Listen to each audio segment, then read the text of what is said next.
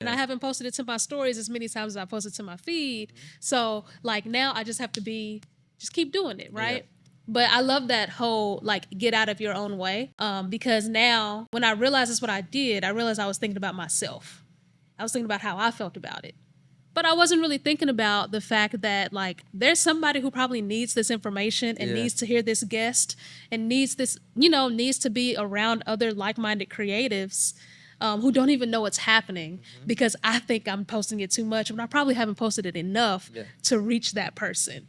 Yeah. And at the end of the day, if I haven't reached the person that I need to reach and it's my fault, I'm in the way, then I'm being selfish. Like I have to be selfless, get out of the way, and be out there for people to see what it is you're providing. Even if it is a photo shoot, there's somebody who needs a good photo of their baby because I'm going to need some. Yeah. I'll probably take them, but, the point is, like, if that's what you do, put it out there for people to see, Don't just send it to the client and then never show the rest of the world. Yeah. Don't just send it to, whoever you're sending it to and not show people your work because that's how you're going to get more work. Exactly. And that's how people are going to see the value in what you do and want to pay you what you're worth. Yeah, yeah. That's really important.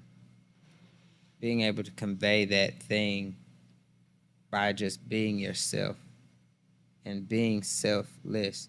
Because if you keep holding things, one, you're going to slow yourself down from your potential. And then two, you're going to you might be upset because you're going to see stuff you say, I could have done that better. But how could you have done it if no one even knows you do it? How many times do we do that? Yeah. Like, I feel like every creator is probably falling into that thought trap of like, man, I could have done that, but nobody even knew you did. Like, that's what you do in the first place. You don't even know you do that. Right. Exactly. No, that's really good. No, yeah. That made me think about how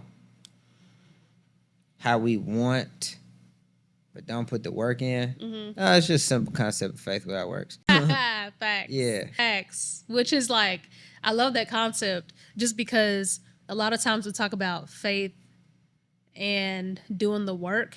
But sometimes, and I just started to think through this, sometimes like it even takes faith to, it even takes faith to put in the work that, like it takes a certain level of faith and self-confidence, which you were saying earlier, that confidence and that belief to keep putting your stuff out there, to keep showing up, even when you don't think people are seeing it. And that's something I had to get past. Like, I didn't think people were seeing our stuff about the studio until like I'm talking to people I don't even know, and they're like, oh, I've heard of you guys. Yeah. And I was like, oh. Well, that's what's up. Yeah.